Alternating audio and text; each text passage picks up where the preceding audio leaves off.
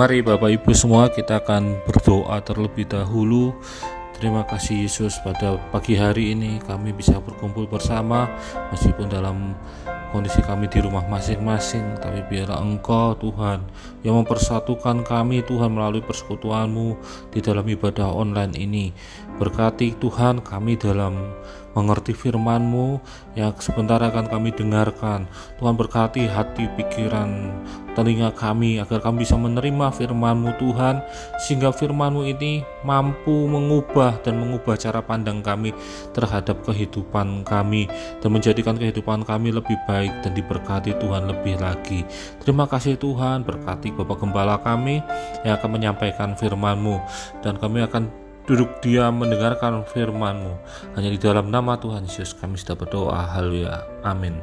Saudaraku yang kekasih di dalam Tuhan Yesus Kristus, jemaat GBD Berita Kasih, saya sangat senang sekali bisa bertemu kembali walaupun melalui online.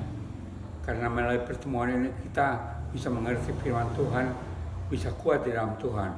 Karena kalau saat ini kita tidak dapat berkumpul di gereja untuk berdoa, berbakti kepada Tuhan, tapi kita masih bisa mengikuti ibadah melalui online. Dan kita bersyukur pada Tuhan, dalam masa-masa seperti sekarang, Tuhan memberikan kesempatan buat kita untuk bertemu. Saudara, hari ini saya akan menyampaikan firman Tuhan yang diambil dari Roma 12 ayat yang ke-11 dan 12. Firman Tuhan hari ini saya beri judul bertahan di dalam kesesakan, atau mungkin dapat saya katakan bertahan di dalam masa-masa yang sulit. Saya baca ayatnya dalam Roma 11 ayat yang ke-12, ayat yang ke-11 dan 12. Janganlah hendaknya kerajinanmu kendor, biarlah rohmu menyala-nyala dan layanilah Tuhan. Bersukacitalah dalam pengharapan, sabarlah dalam kesesakan, dan bertekunlah dalam doa. Saudara, dalam masa-masa sekarang tentunya kita berkata, wah, untuk melakukan bersukacita, melakukan kesabaran itu nggak gampang. Apalagi dikatakan sini, kita harus giat dalam pelayanan pekerjaan Tuhan.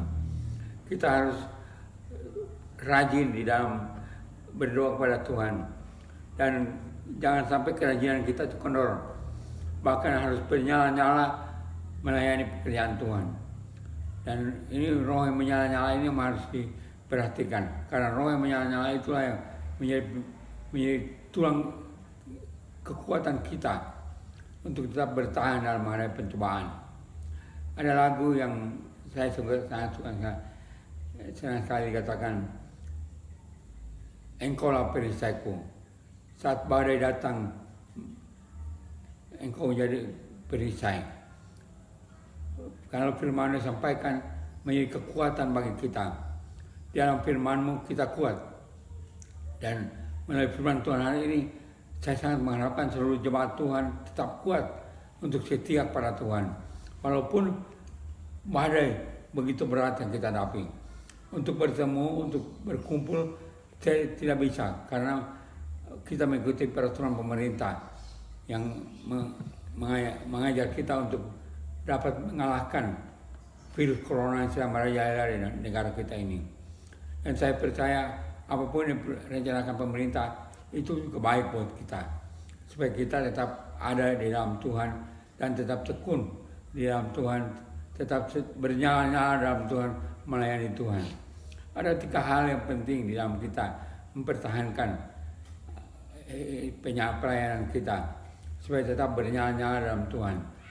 Yang pertama, bersabar. Kita bersabar di dalam bersukacita dalam pengharapan. Itu bersukacita dalam pengharapan. Kenapa kita harus bersukacita? Karena memang kita punya pengharapan besar. Apapun yang terjadi, kita punya pengharapan bahwa Tuhan ada menyertai kita. Di dalam nyanyian saya nyanyikan, dikatakan dalam nyanyian itu bahwa kita harus tetap mengingat Tuhan, bahwa Dia mengasihi kita dan mengasihi kita itu kita harus belajar untuk mengasihi Tuhan seperti Dia mengasihi kita. Dan itu sangat baik sekali. Dan kita juga harus bersukacita karena pengharapan kita hanya kepada Tuhan saja. Dalam Yesaya pasal yang Yeremia pasal yang ke-25 dikatakan biar pengharapan kita hanya kepada Tuhan saja. Di sana kita berharap kepada Tuhan. Kenapa? Tuhan yang akan menolong kita dalam segala perkara. Yang kedua, bersabar dalam kesesakan. Nah, ini yang paling sulit. Kata sabar ini gak gampang. Karena kata sabar itu kita sedang menghadapi ujian, menghadapi tantangan yang berat, menghadapi badai yang berat. Nah, kita harus bersabar walaupun menghadapi badai. Kita mungkin merasakan sesak. Kok bisa seperti ini? Apa Tuhan tidak memberikan pertolongan atau apa Tuhan tidak berkuasa atau untuk memberikan pertolongan? Tapi Tuhan izinkan kesesakan itu datang. Saya ingat satu cerita dalam firman Tuhan. Pada waktu Nabi Elia, saudara tentunya tahu Nabi Elia itu seperti apa. Nabi Elia ini seorang nabi yang terkenal, yang pada waktu dia berdoa, api turun dari surga. Dan dia kalahkan 450 nabi Baal. Dan itu luar biasa sekali. Seorang nabi yang sangat terkenal sekali, dipakai oleh Tuhan luar biasa. Tapi satu kali dia mengalami kesesakan. Waktu kesesakan itu datang karena apa? Ratu Isabel, istri daripada Ahab, berkata bahwa dia akan membunuh Elia. Pada waktu Elia mendengar hal ini, dia ketakutan dan lari ke padang gurun. Dia lari padang gurun dan tidur di bawah pohon ara. Dia mengalami kesesakan, mengalami badai yang berat. Tapi pada waktu itulah Tuhan datang. Tuhan datang itu dia berkata, bangunlah, dikatakan di firman Tuhan, bangunlah karena perjalanan masih jauh. Pada waktu dia bangun, yang dia lihat adalah roti dan air. Pada waktu dia bangun suruh makan dan minum karena perjalanan itu masih jauh. Nah, itu penting sekali bagi kita mengerti bahwa pada waktu kita menghadapi kesesakan, problem yang seperti ini, kita harus tahu bahwa Tuhan ada menyediakan bagi kita makanan dan minuman. Makanan kita adalah roti sorga. Roti sorga itu kita makan, memberikan kekuatan baru dalam kehidupan kita, yaitu firman Tuhan. Dan air minuman kita adalah darah daripada Tuhan, memberikan pembaharuan dalam kehidupan kita. Dan ini penting sekali bagi kita untuk mengerti. Begitu penting perjamuan kudus dalam kehidupan kita. Itu sebab pada minggu pertama yang lalu kita mengadakan perjamuan kudus. Mungkin saudara akan di rumah, kita tidak bisa adakan di gereja. Memang saya paling suka kalau diadakan di gereja. Saya bisa berdoa bersama untuk menikmati perjamuan kudus. Tapi secara perjamuan kudus itu penting. Perjamuan kudus itu gambaran daripada firman Tuhan. Karena firman Tuhan itu adalah makanan sesungguhnya dalam kehidupan kita. Dalam Ulangan 8 ayat 3 dikatakan bahwa makanan kita adalah firman Tuhan. Itu makanan bagi orang yang percaya pada Tuhan. Saya sudah baca firman Tuhan, saya pesankan baca firman Tuhan. Mulai dari Kejadian dan seterusnya sampai di Wahyu. Baca berulang-ulang, maka saudara akan mengerti akan firman Tuhan. Dan memberikan kekuatan yang baru setiap kali saudara membaca firman Tuhan. Dan minum anggur perjamuan kudus. Dan saudara akan dibaharui setiap saat, waktu saudara lama dikuatkan. Dan hal yang ketiga yang penting bagi kita adalah tekun berdoa. Tekun berdoa ini penting, karena berdoa ini adalah hubungan kita, napas hidup kita untuk berhubungan, bergaul dengan Tuhan. Untuk menyampaikan keluhan-keluhan kita kepada Tuhan melalui doa. Kalau kita sedang menghadapi kesulitan, menghadapi problem, galau, maka berdoalah kepada Tuhan. Berdoa dan tekun. Sedang menghadapi virus corona seperti sekarang ini, berdoa kepada Tuhan. Berdoa buat negara kita yang tercinta. Berdoa buat pemerintah kita. Berdoa buat seluruh bangsa kita supaya tetap setia, apalagi setiap anak Tuhan tetap setia pada Tuhan. Berdoa dan berdoa itu hal yang sangat penting sekali dalam kehidupan kita. 3 hal yang penting untuk mempertahankan kerajinan kita dalam melayani pekerjaan Tuhan. Yang pertama dikatakan kita harus bersukacita di dalam pengharapan. Yang kedua adalah bersabar di dalam kesesakan. Yang ketiga adalah bertekun di dalam doa. Lakukan 3 hal ini, maka saudara akan tetap semangat. Sampai kapanpun virus corona ini belum terselesaikan, kita tetap bertahan. Walaupun badai datang, kita tetap bertahan.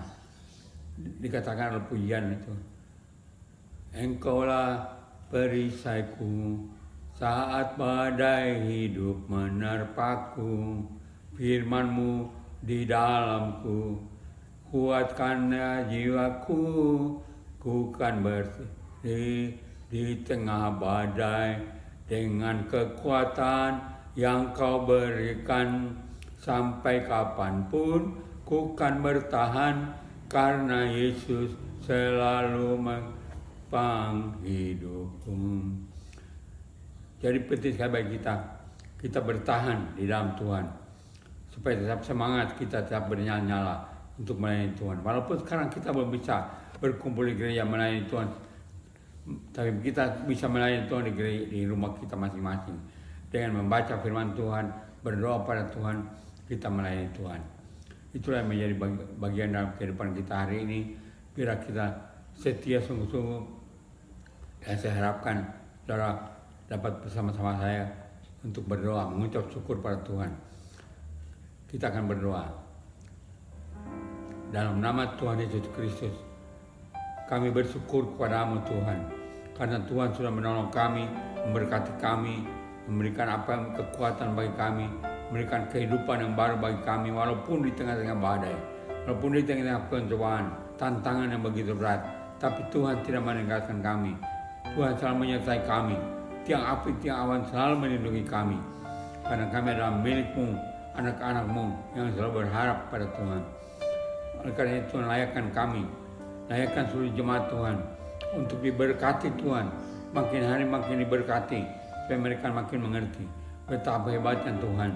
Walaupun di tengah badai, mereka tetap diberkati Tuhan, karena Tuhan ada bersama dengan mereka. Dalam pekerjaan, dalam usaha, berkati mereka. Dalam keluarga, berkati mereka dengan kebahagiaan. Dalam segala aktivitas kegiatan mereka, biar Tuhan menyertai dengan kemenangan dan kemenangan dan kemenangan. Itulah janji Tuhan bagi kami yang percaya pada Tuhan. Karena Tuhan tidak pernah meninggalkan kami. Tuhan menyertai kami, dan kami akan selalu semangat, rajin untuk melayani pekerjaan Tuhan. Terima kasih Tuhan, berkati seluruh jemaat Tuhan. Dalam nama Tuhan Yesus Kristus, kami sudah berdoa. Haleluya. Amin.